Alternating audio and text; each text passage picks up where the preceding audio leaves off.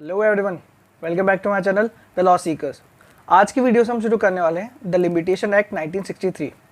लेकिन उससे पहले अगर आपने अभी तक मेरे चैनल को सब्सक्राइब नहीं किया है तो पहले सब्सक्राइब कर दीजिए और बेल आइकन को प्रेस कर दीजिए ताकि मेरे आने की नोटिफिकेशन सबसे पहले आप तक पहुँचे। तो चलिए शुरू करते हैं।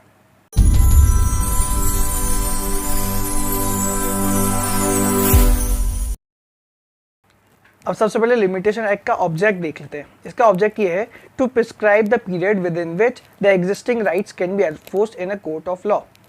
मतलब कि आपके कुछ एग्जिस्टिंग राइट्स है, उनको आप कोर्ट के अंदर एनफोर्स कराते हैं, तो वो कितने पीरियड के अंदर आप एनफोर्स करा पाए वो प्रिस्क्राइब करना, वो तय करना, वो बताना।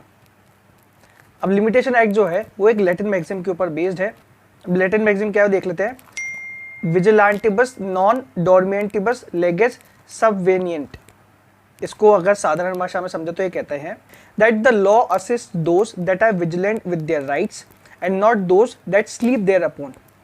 मतलब जो व्यक्ति अपने राइट्स के लिए जागरूक है ना, लॉ उन्हीं की मदद करता है और उनकी मदद नहीं करता जो अपने राइट्स को लेकर सो रहे हैं, मतलब जो राइट्स पर ध्यान नहीं दे रहे। और साधारण भाषा में समझे तो आप सभी ने सुना होगा, जो जागत है वो पावत है, जो सोवत है वो खोवत है। तो जो अपने राइट्स के लिए जागरूक है, जाग रहा है, उसको तो मिल जाएगा, और जो सो रहा है वो खो देगा। क्योंकि सोसाइटी का बेनिफिट भी इसी में है कि जो लिटिगेशन है ना वो एक समय पे आके ख़त्म हो जाए। लिमिटेशन इसलिए दी जाती है कि आपके पास जो राइट्स है ना उसका हम लिमिट कर रहे हैं कि आप इतने समय में अपने राइट्स जो हैं वो ले लीजिए, केस फाइल कर दीजिए, लिटिगेट कर लीजिए, अपने राइट्स जो है, अधिकार जो आप ले लीजिए। आपके पास अगर अनंत समय तक का टाइम होगा तो वो सोसाइटी के लिए बेनिफिट के लिए नहीं है। एक टाइम फिक्स होना चाहिए, उसी में सोसाइटी की बेहतरी है। लिमिटेशन पीरियड इस वजह से भी बनाया गया है क्योंकि जैसे जैसे समय बीतता है ना तो कई बार ऐसा होता है कि जो एविडेंस है, जो डिफेंडेंट के पास एविडेंट होंगे अपना केस डिफेंड करने के लिए, वो समय के बढ़ते बढ़ते वो खत्म हो जाते हैं। तो लिमिटेशन इस वजह से भी बनाया गया है कि अगर प्लेंटिफ है जो उसके पास, अगर आपके पास राइट है, अगर आप क्लेम कर रहे हो कि किसी चीज़ के ऊपर, किसी ज़मीन के ऊपर, किसी भी व्यक्ति के ऊपर आपका कोई भी राइट है, तो आप उसको लाइए कोर्ट के अंदर, आपके पास समय दे देते हैं, हम इसके अंदर आ जाइए। ये माना जाता है कि अगर आप ज़्यादा डिले कर रहे हो ना तो आपके फेवर में नहीं है वो चीज़, आप चाहते हो कि सबूत मिट जाए और फिर मैं जाऊँ। इस वजह से भी लिमिटेशन एक्ट को लाया गया था। अब यहाँ पे एक इंपॉर्टेंट बात ये याद रखनी है कि लिमिटेशन जो है ना वो सिर्फ रेमेडी को बार कर रहा है, आपका जो राइट है उसको एक्सटिंग्विश नहीं कर रहा, आपके राइट को ख़त्म नहीं कर रहा। यहाँ पे ऐसा माना जाता है कि उस राइट को एनफोर्स कराने के लिए पास आपकी जो रेमेडी थी ना वो उसको हम बार कर रहे हैं, लेकिन आपका राइट खत्म नहीं हो रहा है, आपका अधिकार तो बना रहेगा। एक एग्जाम्पल है इंडियन कॉन्ट्रैक्ट एक्ट के तहत टाइम बार डेट्स जो होते हैं कि आपको अगर कुछ पैसा दिया गया और आपको अगर नहीं बताया गया कि उस पैसे को कहाँ आपको यूज़ करना है, आपने एक पार्टी को 2-3 आपने लोन दे रखे थे, उस व्यक्ति ने आपको पैसे दिए और ये नहीं बताया कि वो पैसे कहाँ पे आपको डालने हैं, कौन से लोन में भरने हैं, तो आपके पास वहाँ पे राइट है कि आपका जो टाइम बार्ड हो चुका है डेट, जिस डेट को आप एनफोर्स अब नहीं करा सकते, लिमिटेशन खत्म हो चुकी है, आप सूट फाइल नहीं कर सकते, उसके अंदर भी आप उस पैसे को भर सकते हो और अपना वो लोन भी चुका सकते हो। किस सूरत में? जब उस व्यक्ति ने आपको ये नहीं बताया कि वो पैसे कौन से लोन में भरने हैं। तो आपकी लिमिटेशन एक्ट के तहत रेमेडी खत्म हो गई है, उस जो डेट था, जो टाइम बार्ड हो गया, उसके लिए आप सूट फाइल नहीं कर सकते, लेकिन आपका जो राइट है वो बना रहेगा। अगर वो जो आपका डेटर है वो आपको पैसे देता है तो आपके पास ये राइट बना रहेगा कि आप उस पैसों को अपने टाइम बार्ड डेट के अंदर लगा लें और वहाँ अपने टाइम बार्ड डेट जो है वो चुका लें। लेकिन इस बात का भी एक एक्सेप्शन है जो बात करता है सेक्शन 27 के अंदर, लिमिटेशन एक्ट के सेक्शन 27 के अंदर। वहाँ पे बताया गया है कि जहाँ पे किसी प्रॉपर्टी की पोजीशन के लिए आप जो सूट फाइल करने वाले थे, अगर उसका टाइम निकल गया है तो वहाँ पे ऐसा माना जाएगा कि उस प्रॉपर्टी के ऊपर से आपका राइट भी खत्म हो गया। इसके बारे में हम डिटेल में आगे पढ़ेंगे जब हम सेक्शन 27 की बात करेंगे। अब बैरेक देख लेते हैं। बैरेक में सबसे पहले हम देखेंगे इसका लॉन्ग टाइटल। लॉन्ग टाइटल से हमें पता लग जाता है कि ये एक्ट किस लिए बनाया गया है। इसमें बताया गया है, it is an act to consolidate and amend the law for the limitation of suits and other proceedings and for purpose connected therewith. इसमें बताया गया कि ये जो लिमिटेशन एक्ट जो है ना वो लिमिटेशन ऑफ सूट्स और अदर प्रोसीडिंग जो है उससे रिलेटेड जो लॉज है ना उनको कंसोलिडेट करने के लिए और उनको अमेंड करने के लिए है। क्योंकि इससे पहले भी लिमिटेशन कुछ एक्ट आए थे जो रिपील कर दिए गए इस एक्ट के आने से, तो ये एक्ट जो है वो पुराने जो लॉज है ना उनको कंसोलिडेट और उनको अमेंड करने के लिए लाया गया है। ये तो हो गया इसका लॉन्ग टाइटल। अब आगे देखना है कि इसको एसेंट कब दी गई थी और ये एनफोर्स कब हुआ था। ये प्रीलिम्स के लिए बहुत इंपॉर्टेंट है, लिख लीजिए।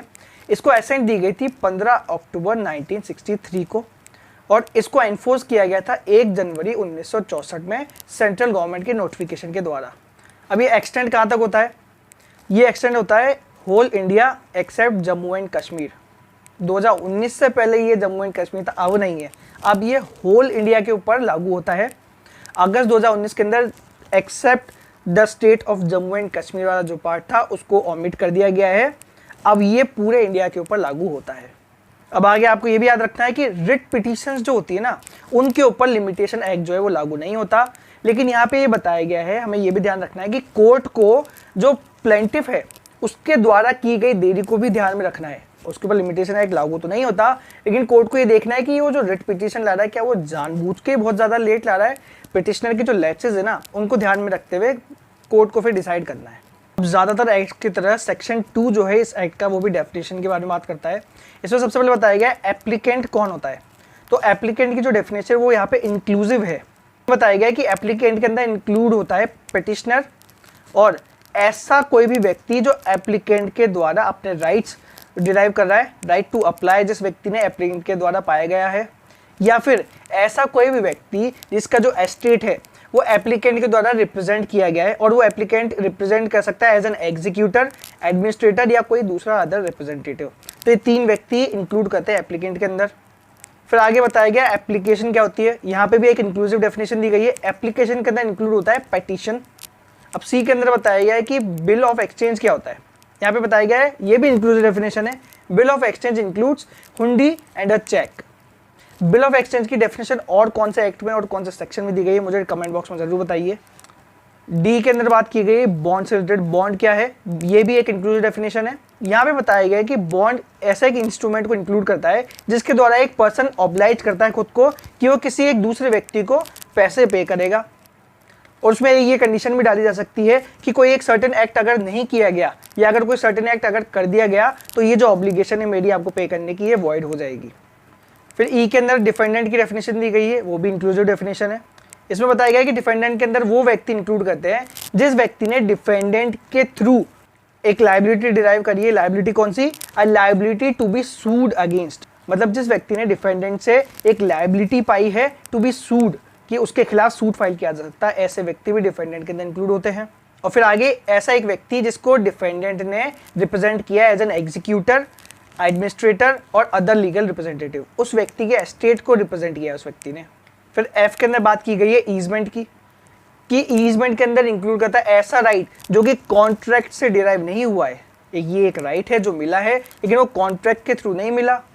और ऐसे राइट से क्या किया जा सकता है, ऐसे राइट से कोई व्यक्ति एंटाइटल होता है रिमूव करने के लिए या फिर अप्रोप्रिएट करने के लिए कोई भी चीज़ किसी दूसरे व्यक्ति की सॉइल से जो कि खुद के बेनिफिट के लिए कर रहा है, या तो उसकी सॉइल में से, या उस सॉइल पे अगर कोई चीज़ उग रही है या फिर कोई चीज़ अटैच की गई है सॉइल से, या फिर उस सॉइल के ऊपर सबसिस्ट करती है, या उस व्यक्ति के लैंड के ऊपर ये सबसिस्ट करती है, ग्रो करती है, अटैच्ड है, उससे अगर कोई व्यक्ति खुद के बेनिफिट के लिए कोई चीज़ निकाल रहा है और ऐसी चीज़ निकालने का राइट है किसी के पास, तो ऐसे राइट को ईजमेंट बोला गया है।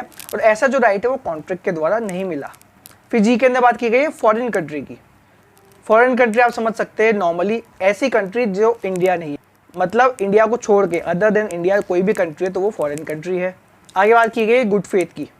यहाँ पे बोला गया है कि ये नेगेटिव डेफिनेशन है। यहाँ पे बताया गया है कि ऐसा कोई भी काम जो कि ड्यू केयर एंड अटेंशन से नहीं किया गया, ऐसे काम को ऐसा नहीं माना जाएगा कि उस व्यक्ति ने गुड फेथ में किया है। अगर आप गुड फेथ में कोई काम कर रहे हैं तो आपको उस काम को with due care and attention करना होगा। अगर आपने ड्यू केयर और अटेंशन यूज़ नहीं किया तो हम नहीं मानेंगे कि आपने गुड फेथ में कोई काम किया है। गुड फेथ कहाँ और डिफाइंड है आप मुझे कमेंट बॉक्स में ज़रूर बताएंगे। फिर आई के अंदर बात की गई है प्लेंटिफ की।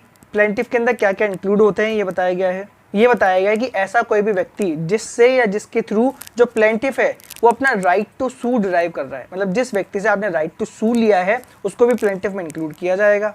या फिर ऐसा कोई भी व्यक्ति जिसका एस्टेट रिप्रेजेंट किया गया है प्लेंटिफ के द्वारा एज एन एग्जीक्यूटर, एडमिनिस्ट्रेटर और एनी अदर लीगल रिप्रेजेंटेटिव।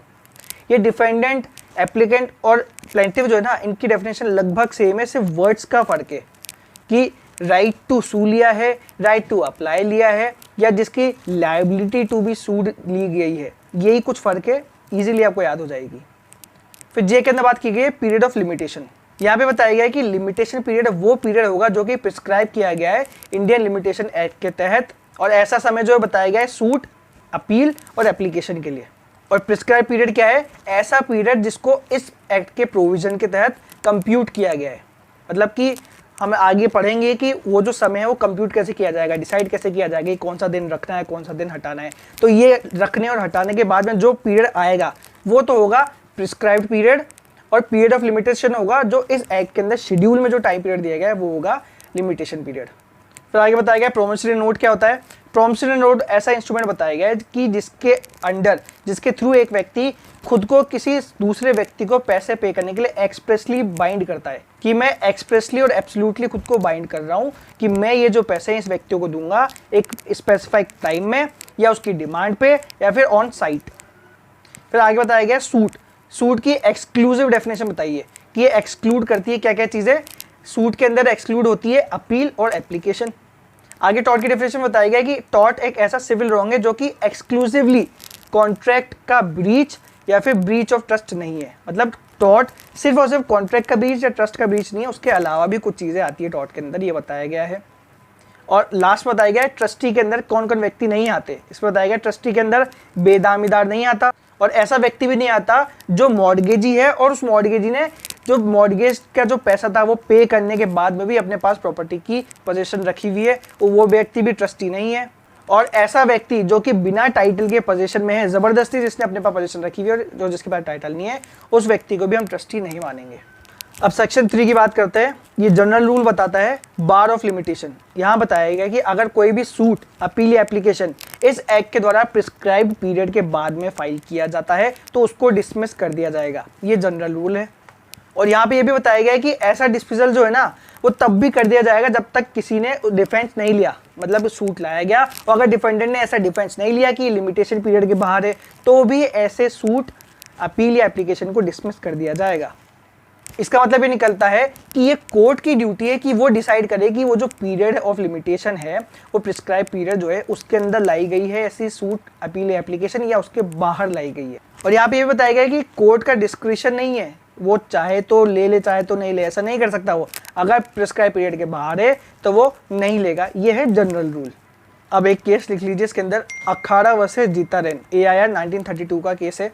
इसमें बताया गया है कि अगर आपने दोनों पार्टीज ने अगर कोई एग्रीमेंट कर लिया कि हम जो प्रिस्क्राइब पीरियड है उसके बाद में भी सूट फाइल करेंगे, तो ऐसे एग्रीमेंट के हो जाने से उनके पास राइट नहीं आएगा। आपने भले ही एग्रीमेंट कर लिया हो फिर भी आपका जो लिमिटेशन पीरियड है वो एक्सटेंड नहीं किया जाएगा। जो लिमिटेशन पीरियड प्रिस्क्राइब्ड है उसी के अंदर आपका जो सूट, अपील और एप्लीकेशन है वो फाइल हो जानी चाहिए, वरना आपका जो सूट, अपील और एप्लीकेशन है वो डिसमिस करी ही जाएगी। और ये ऐसा क्यों माना जाएगा? क्योंकि ये जो आप एग्रीमेंट कर रहे हो ना वो इंडियन कॉन्ट्रैक्ट एक्ट का जो सेक्शन 23 है उसके तहत आ रहा है। वो जो वहाँ पे बात की गई है कि ऐसा कंसिडरेशन या ऐसा ऑब्जेक्ट किसी कॉन्ट्रैक्ट के अंदर जो कि फॉरबिडन बाय लॉ है या फिर वो लॉ के अगेंस्ट है, वहाँ पे ऐसा जो कॉन्ट्रैक्ट होगा वो वैलिड नहीं होगा, ऐसा जो एग्रीमेंट है वो वैलिड नहीं होगा। इस वजह से यहाँ पर लिमिटेशन पीरियड के अंदर बताया गया कि प्रिस्क्राइब पीरियड में आपको करना है, उससे ज़्यादा के अंदर नहीं किया जाएगा। तो ये इसके अगेंस्ट जाकर, लिमिटेशन लॉ के अगेंस्ट जाकर कॉन्ट्रैक्ट किया जा रहा है, एग्रीमेंट किया जा रहा है। इस वजह से वो जो एग्रीमेंट होगा वो वॉइड होगा, क्योंकि टाइम उसका एक्सटेंड नहीं किया जा सकता। अब सबसेक्शन 2 के अंदर बताया गया कि इस एक्ट के तहत सूट का इंस्टीट्यूशन कब माना जाएगा। कब माना जाएगा कि सूट इंस्टीट्यूट किया गया है? कि जनरल केस के अंदर तो जब वो प्लेंट प्रॉपर ऑफिसर के पास प्रेजेंट किया गया है तभी से माना जाएगा कि वो जो सूट है वो इंस्टीट्यूट हो चुका है। और अगर एज ए प्रॉपर आप सूट फाइल कर रहे हैं, मतलब एक गरीब व्यक्ति, निर्धन व्यक्ति की तरह आप सूट फाइल कर रहे हैं कि मेरे पास पैसे नहीं है, मुझे as a proper suit file करने दीजिए, तो जब आपने as a proper suit file करने की एप्लीकेशन दी है ऑफिसर को, उस दिन से माना जाएगा कि आपका सूट इंस्टीट्यूट हो चुका है। प्रॉपर सूट जो होते हैं ये कौन से ऑर्डर के अंदर बात की गई है मुझे बताइए आप जरूर। और अगर ऐसी कंपनी जो कोर्ट के ऑर्डर के तहत वाइंड अप की जा रही है उसके अगेंस्ट अगर कोई क्लेम फाइल किया जा रहा है, तो जब ऐसे क्लेम का आवेदन उस लिक्विडेटर, कोर्ट के द्वारा जब वाइंड अप की जाती है तो एक लिक्विडेटर बनाया जाता है, तो उस लिक्विडेटर को जब आपने अपना क्लेम पेश किया गया उस दिन से माना जाएगा कि आपका सूट इंस्टीट्यूट हो चुका है। फिर आगे बताएगी अगर आपने कोई क्लेम फाइल किया है एज अ काउंटर क्लेम या फिर as a way of set off, तो उसको एक सेपरेट सूट ही माना जाएगा। और वो कब से इंस्टीट्यूट माना जाएगा? जब आपने सेट ऑफ फाइल किया ना, तो जिस दिन आपने सेट ऑफ फाइल किया गया उस दिन से माना जाएगा कि आपने नया सूट फाइल किया गया है। तो जब आपने सेट ऑफ के लिए फाइल किया ना, तो जिस केस के अंदर आपने सेट ऑफ फाइल किया गया है वो सूट जब इंस्टीट्यूट हुआ था तब से माना जाएगा कि आपका सेट ऑफ वाला सूट चालू हुआ है। और काउंटर क्लेम के केस में तो जिस दिन आपने काउंटर क्लेम पेश किया ना उस दिन से माना जाएगा आपका ये जो सेपरेट सूट है वो चालू हुआ है। और हाई कोर्ट में कोई application by notice of motion file की गई है तो वो उस दिन से फाइल की गई मानी जाएगी जिस दिन हाई कोर्ट के प्रॉपर ऑफिसर के सामने आपने वो एप्लीकेशन फाइल की है। अब यहाँ पे ये भी बात करनी है कि ऐसा कोई कॉन्ट्रैक्ट जो लिमिटेशन पीरियड से कम पीरियड की बात करता है कि हम लिमिटेशन पीरियड से इतना कम, कि लिमिटेशन पीरियड तो बताता है 3 साल के लिए, लेकिन हम कॉन्ट्रैक्ट कर लेते हैं कि ये 1 साल के अंदर अंदर आपको सूट फाइल करना होगा, तो ये जो है ना वो भी वैलिड नहीं होगा और ये अगेंस्ट होगा इंडियन कॉन्ट्रैक्ट एक्ट के सेक्शन 28 के, जो बात करता है agreement in restraint of legal proceedings. और ऐसे एग्रीमेंट जो होते हैं वो वॉइड होते हैं। तो वहाँ ये बताया गया कि अगर कोई आदमी किसी व्यक्ति को लीगल प्रोसीडिंग करने से रोक रहा है, क्योंकि यहाँ पे यही हो रहा है कि लीगल प्रोसीडिंग तो 3 साल तक की जा सकती है, लेकिन आप 1 साल की बात कर रहे हैं, तो ये एक आदमी को अपनी प्रोसीडिंग करने से रोक रहा है, इसलिए ये एग्रीमेंट भी वॉइड होगा। तो एक आदमी किसी दूसरे व्यक्ति को लिमिटेशन पीरियड से कम पीरियड में नहीं बांध सकता। अब सेक्शन 4 के अंदर बताया गया है expiration of limitation period when court is closed. जिस दिन कोर्ट क्लोज था उस दिन उस पीरियड का एक्सपायरेशन हुआ है। लिमिटेशन पीरियड जो बताया गया है शेड्यूल में, वो पीरियड उस दिन खत्म हुआ जिस दिन कोर्ट जो था क्लोज था। तब क्या होगा, तो अगर ऐसा कोई सूट अपील एप्लीकेशन फाइल करने का पीरियड जो है वो खत्म हो रहा है उस दिन जिस दिन कोर्ट बंद था, तो जिस दिन कोर्ट रीओपन होगा उस दिन वो सूट अपील या एप्लीकेशन फाइल की जाएगी, तो उनको एक्सटेंशन मिल जाएगा उस दिन तक के लिए जिस दिन कोर्ट दोबारा रीओपन होगा।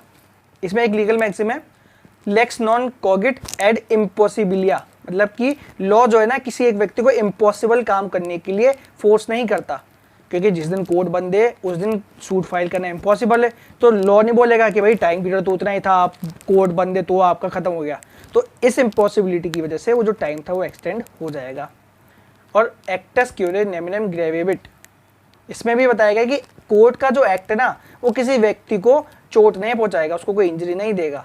तो कोर्ट का एक्ट है, क्योंकि कोर्ट बंद है तो एक कोर्ट का एक एक्ट है, तो इसकी वजह से उस व्यक्ति को चोट नहीं पहुंचनी चाहिए, नुकसान नहीं पहुंचना चाहिए। तो सेक्शन 4 के तहत जब वो कोर्ट रीओपन होगा उस दिन फाइल कर दिया जाएगा।